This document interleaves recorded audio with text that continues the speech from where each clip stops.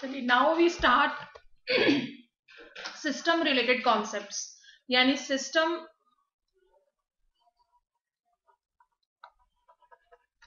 से जो रिलेट करते हैं हमारे system related concepts.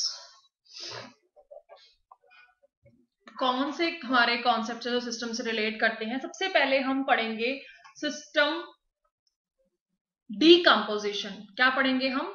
Decomposition.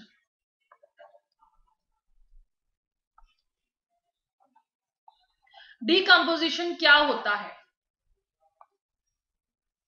Decomposition जब हमारा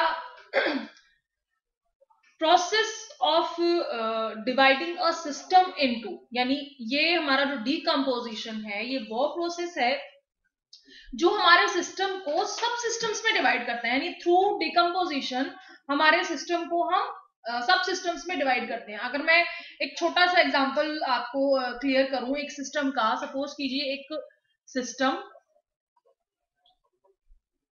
उसको डिवाइड किया गया 3 सब सिस्टम्स में। सब सिस्टम ए, सब सिस्टम बी एंड सब सिस्टम सी। अब इसको आगे फिर डिवाइड किया गया, A1, A2, इसको आगे फिर डिवाइड किया गया, A21, A22, इसी तरीके से इसको डिवाइड किया गया, B1, B2, इसको डिवाइड किया गया C1, C2। तो हमने जब एक सिस्टम को डिवाइड किया सब सिस्टम में, ये जो मेरा प्रोसेस है क्या है बेटा, ध्यान रखना, डीकंपोजिशन में process of dividing system into सब सिस्टम इज कॉल्ड डीकंपोजिशन। तो डीकंपोजिशन की मैं आपको डेफिनेशन, अब मैं आपको एक टेक्निकल, अभी तो मैंने आपको एग्जांपल दिया, इसके बाद मैं आपको एग्जांपल दे रही हूं। सपोज कीजिए कोई कार, एक तो उसका बॉडी पार्ट है, दूसरा उसका इंजन है, ठीक है।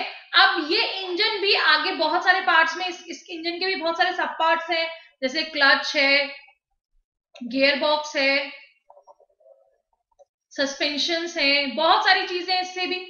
तो जब हमारा कोई बड़ा सिस्टम डिवाइड होता है, हम उसको डिवाइड करते हैं डिफरेंट डिफरेंट पार्ट्स में, तो डिवाइडिंग प्रोसेस जो है हमारा डिकम्पोजिशन कहलाता है, ठीक है जी। एक्यूरेट डेफिनेशन मैं लिखवाऊंगी इसकी, लिख लीजिए। System decomposition describes, system decomposition describes the process of dividing a system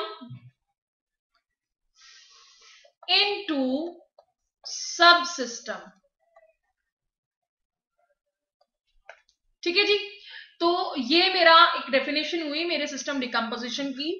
अब अगर हम कहें कि हम डिकम्पोजिशन करते क्यों हैं, तो जब भी कोई कॉम्प्लेक्स सिस्टम होता है हम उसको कंसिडर करना चाहते हैं, उसको सिंप्लीफाई करना चाहते हैं, तब जो हम प्रोसेस अपनाते हैं वो डिकम्पोजिशन प्रोसेस होता है, जिसके थ्रू मेरा कॉम्प्लेक्स सिस्टम सिंपल फॉर्म में आगे सब सिस्टम्स के रूप में हमें शो करता है, ठीक है। तो इसमें एक पॉइंट आप और ऐड कर लीजिए, it describes that a single system is difficult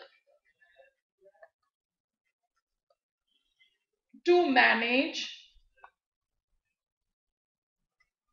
so divided into subsystems until a single system is easily manageable. जब तक वो मैनेजेबल फॉर्म में नहीं आता तब तक हम उसको डिकम्पोज करते हैं, यानी उसको सब सिस्टम्स में डिवाइड करते चले जाते हैं।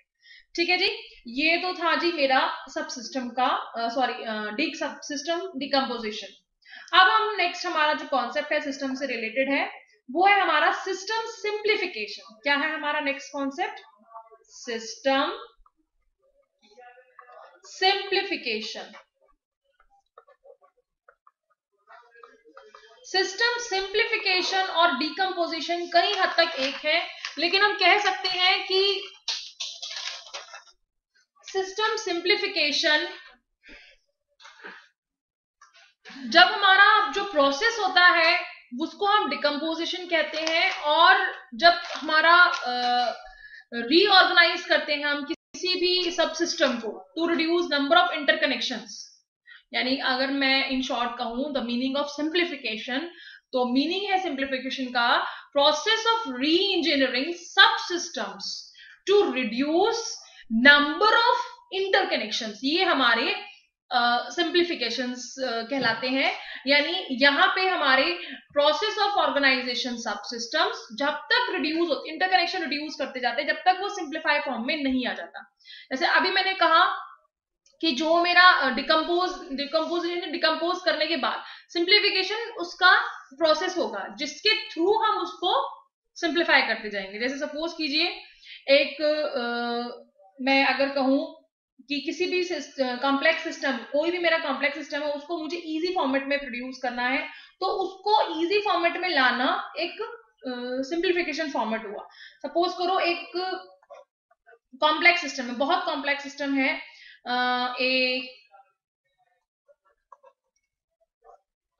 बहुत कॉम्प्लेक्स सिस्टम है जिसकी हमारी इंटरफेसेस ही हमें नहीं मालूम पड़ रही कि उसकी किससे इंटरफेसेस कितनी है। ये मेरा कॉम्प्लेक्स सिस्टम है, बहुत ज्यादा कॉम्प्लेक्स सिस्टम है जिसमें सब सिस्टम पता करना बहुत मुश्किल है। ठीक है जी, तो A1 2 3 A4 A5 A6, तो ये मेरा सिस्टम है, कॉम्प्लेक्स सिस्टम है। ये क्या है मेरा? एक कॉम्प्लेक्स सिस्टम है। लेकिन जब मैं इसी कॉम्प्लेक्स सिस्टम को एक फॉर्मेट में चेंज कर लूं, कॉमन ग्रुप क्रिएट कर लूं कि हाँ जितने भी ए वाले हैं फिर वन ए कर लूं, फिर बी अलग कर लूं, फिर सी अलग कर लूं, इसको इस फॉर्मेट में चेंज करूं, यानी जो मेरे पार्ट्स हैं जैसे A1 A2 A, तो इनको बी सी डी करके फिर उनके फॉर्मेट अलग करके, तो जो मेरी सिंप्लीफिकेशन जितनी हो सकती है, यानी एक कॉम्प्लेक्स सिस्टम को जितने सिंपल मैनर में आप प्रोड्यूस करेंगे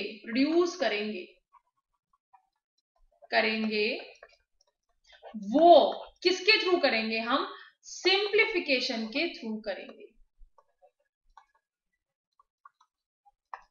ठीक है जी, तो इसका नोट कीजिए, इसका पॉइंट सिंप्लीफिकेशन का,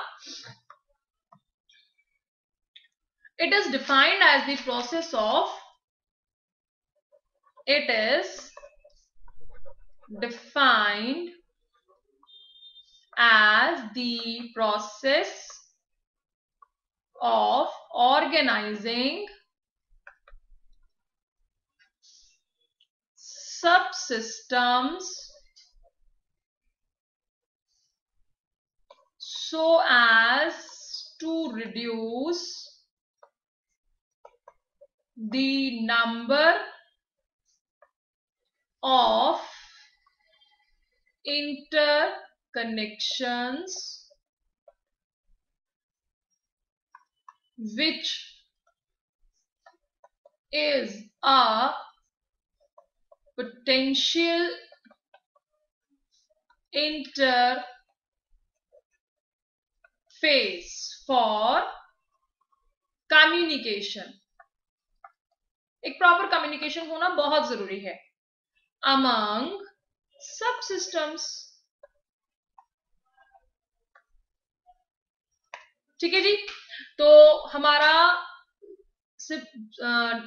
हमारे सिंप्लीफिकेशन के थ्रू हम जितने भी हमारे सब सिस्टम्स भी होते हैं उनके साथ प्रॉपर कम्युनिकेशन होता है। हमें एक सिंप्लीफाइड फॉर्म में हमारा कम्युनिकेशन करना है, जैसे ये सिस्टम, इसके ये सब सिस्टम, इसके आगे इसके सब सिस्टम, इसके आगे इसके सब सिस्टम, फिर इनके आगे इनके सब सिस्टम, इनके आगे इनके सब सिस्टम, इनके आगे इनके सब सिस्टम, जिसके आगे जो सब सिस्टम बन सकता है। तो ये जो फॉर्मेट है मेरा, ये क्या कहलाता है? सिंप्लीफिकेशन कहलाता है। ठीक है जी। अब हम बात करते हैं, हमारा जो नेक्स्ट कॉन्सेप्ट है डीकपलिंग। डीकपलिंग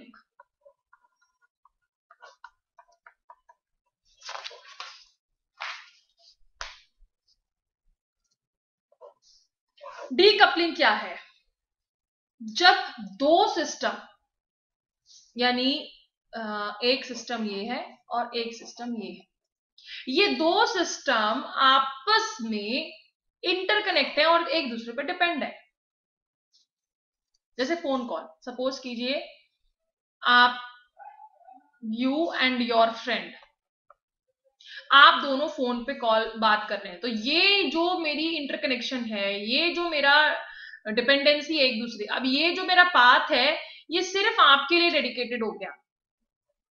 ठीक है जी। तो ये क्या है? ये एक तरीके की डीकपलिंग है, जहां पे कंप्लीट होता है प्रोसेस दो सब सिस्टम्स की डिपेंडेंट के थ्रू। तो इसका बड़ा ही सिंपल डेफिनेशन है, प्लीज नोट कीजिए। If two subsystems are dependent upon each other for working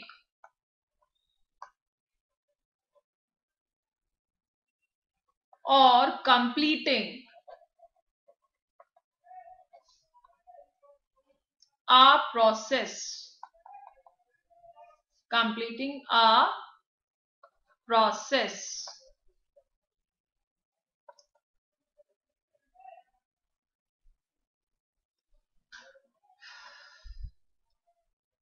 then these subsystems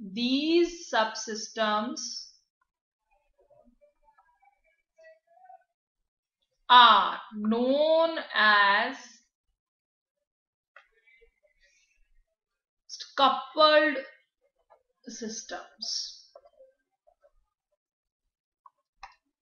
ठीक है। अब ये जो कपल्ड सिस्टम है, यानी जो अगर मैं एग्जांपल दूं इसका, फोन कॉल, ये फोन कॉल, ये क्या है? कपल्ड हो गए। ठीक है। अब डीकपल करना क्या होता है? जब if two coupled system need to be decoupled, यानी दे वर्क इंडिपेंडेंटली। ठीक है जी। यानी अब अगर ये दो कपल्ड सिस्टम इंडिपेंडेंटली वर्क करना चाहते हैं, तो वो जो इंडिपेंडेंसी है वो किसके थ्रू आएगी? डीकपल्ड के थ्रू आएगी। ठीक है जी। तो लिखो, if two coupled system need to be decoupled.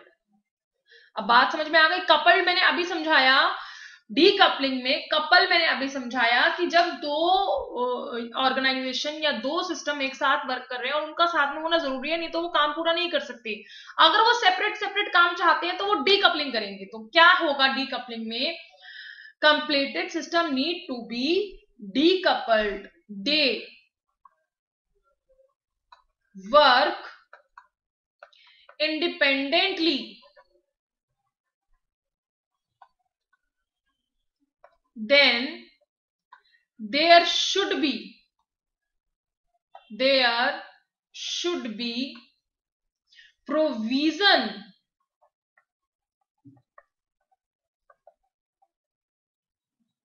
of storage or buffer which can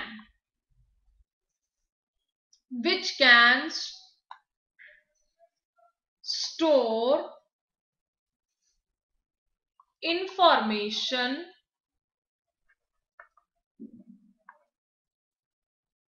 needed for working independently.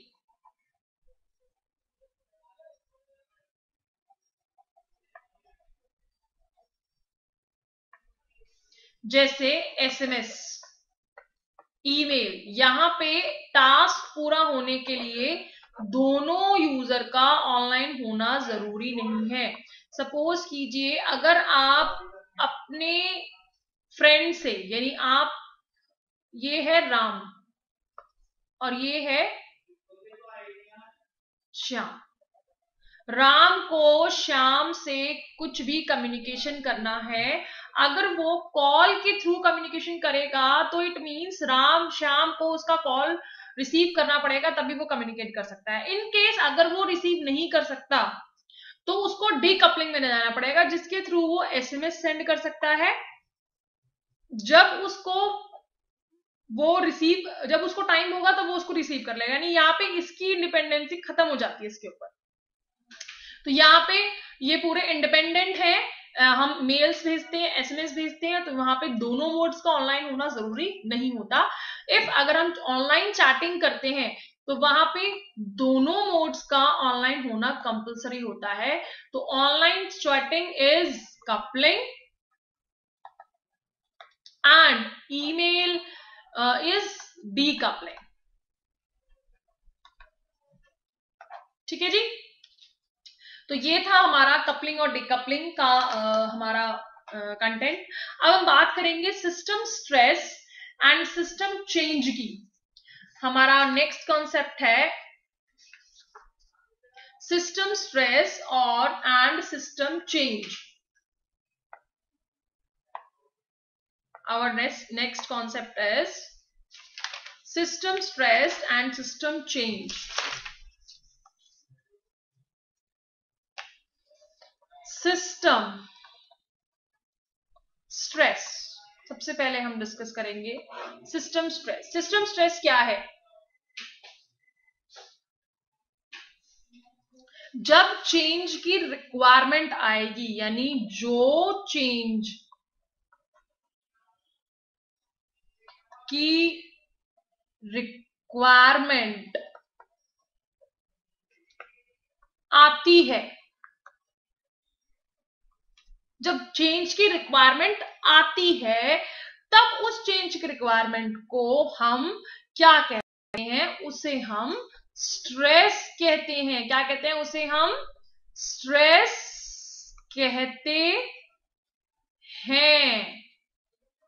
यानी जब चेंज की रिक्वायरमेंट आई तब स्ट्रेस हुआ, और जैसे ही हमने उसको चेंज कर दिया तो वो क्या हुआ? सिस्टम चेंज हुआ। तो हम इसको लिखेंगे, please write down system stress.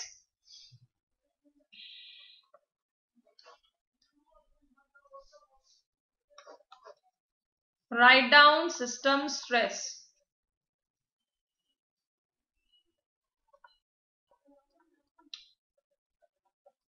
System stress reflects the process for change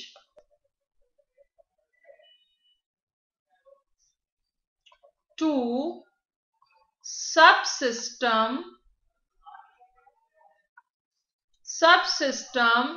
due to change in goals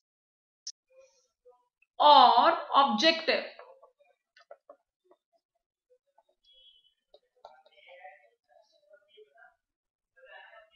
of their supra system और होल सिस्टम। ठीक है जी, तो दो ही रीजन होते हैं जिसकी वजह से हमें सिस्टम को हमारे सिस्टम स्ट्रेस के अंदर आता है। तो हमारे स्ट्रेस के जो रीजन है वो दो है। क्या दो रीजन है? या गोल ही चेंज हो जाए, चेंजिंग गोल, ठीक है जी, या फिर लेवल ऑफ गोल चेंज हो जाए, या तो पूरा गोल ही चेंज हो जाए, या फिर change in the level of goal. ये दो हमारे रीजन होते हैं, ठीक है जी। तो system stress and system change. इसके बाद है हमारा सिस्टम एंट्रोपी। हमारा नेक्स्ट कॉन्सेप्ट है सिस्टम एंट्रोपी।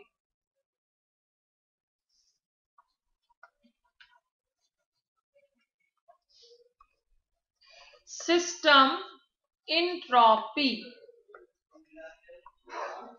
सिस्टम एंट्रोपी क्या होता है? देखो जी, हमारी एंट्रोपी क्या होती है?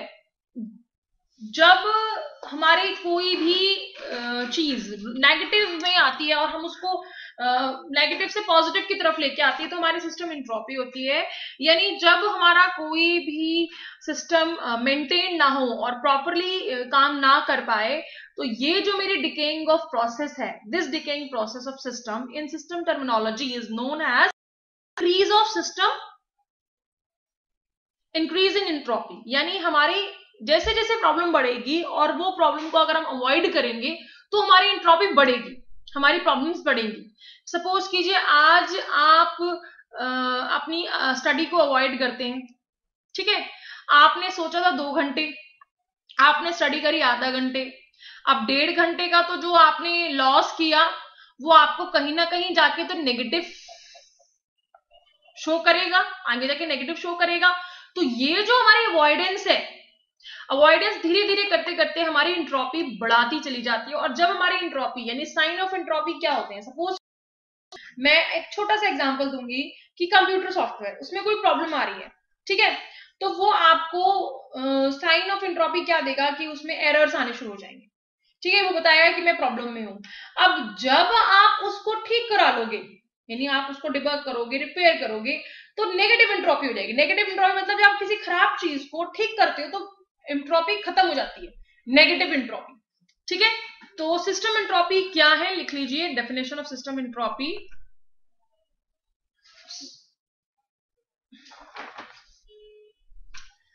Definition of system entropy. Entropy एक, सबसे पहले मैं एक बिल्कुल नॉर्मल मतलब, entropy is the measure of a disorder in a system,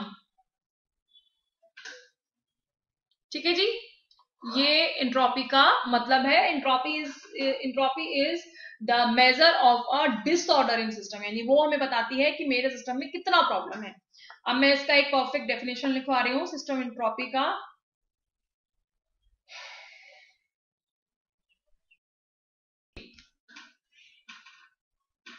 any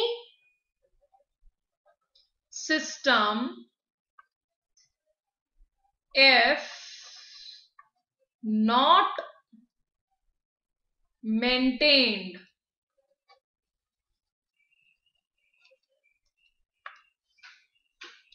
properly will decay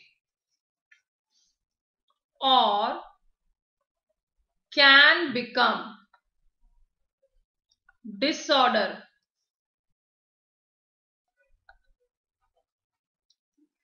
or disorganized।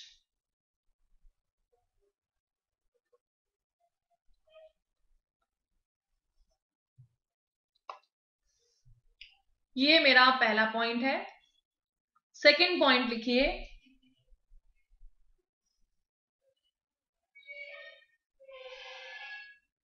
second point of system entropy, this decaying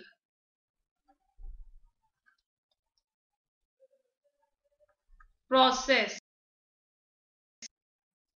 of system in system terminology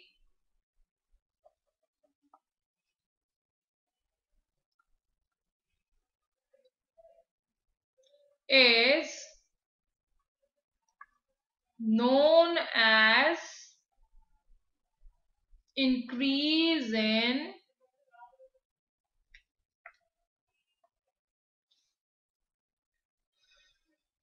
entropy.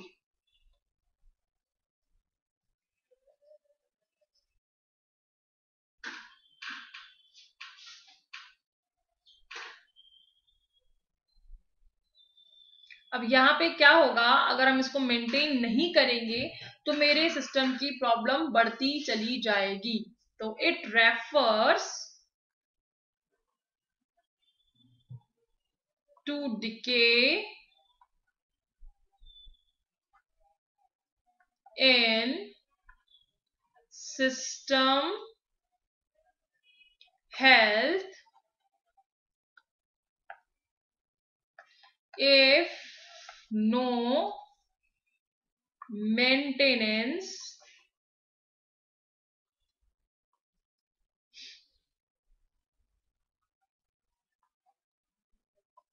is provided.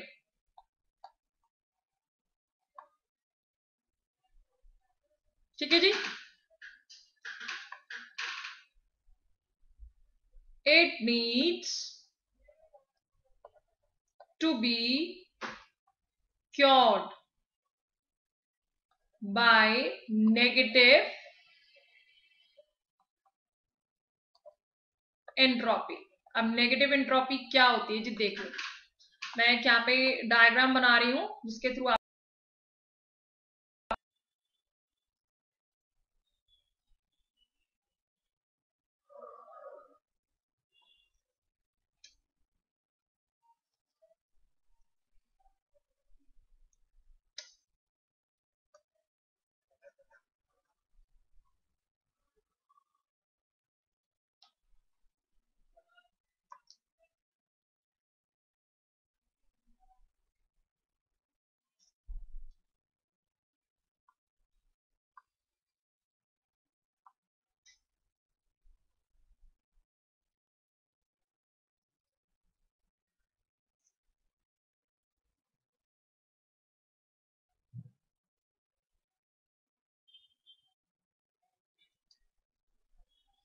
मैं यहाँ पे diagram बना रही हूँ जिसके through show कर रही हूँ sign of negative entropy.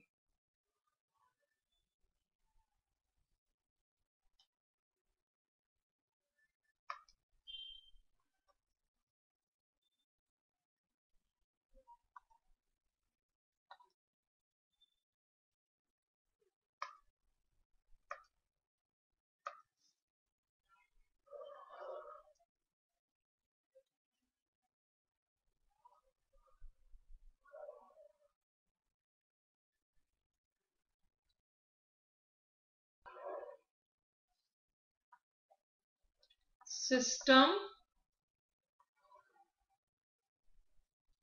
Sign of entropy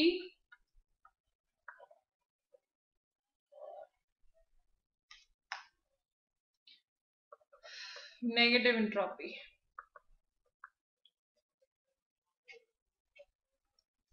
system, suppose कीजिए कि ऑटोमोबाइल. अब इंजन will not start, ये साइन ऑफ एंट्रोपी है. ट्यून अप दी इंजन, ये नेगेटिव एंट्रोपी होगी, उसको ठीक करना. कंप्यूटर सॉफ्टवेयर एरर आ रहा है बार बार, तो हमने क्या किया, डिबग कर दिया, यानी उसको एरर ढूंढा या रिपेयर कर दिया प्रोग्राम. ये हमारी इंट्रोपी के साइन और ये हमारी नेगेटिव एंट्रोपी. ठीक है जी. ये ड्रॉ कर लीजिए, लिख लीजिए। ये हमारा सिस्टम से रिलेटेड सारे कॉन्सेप्ट मैंने अभी आपको क्लियर कर दिए हैं, कंप्लीट है सिस्टम से रिलेटेड सभी कॉन्सेप्ट। नेक्स्ट हमारा लेक्चर होगा इंफॉर्मेशन पे।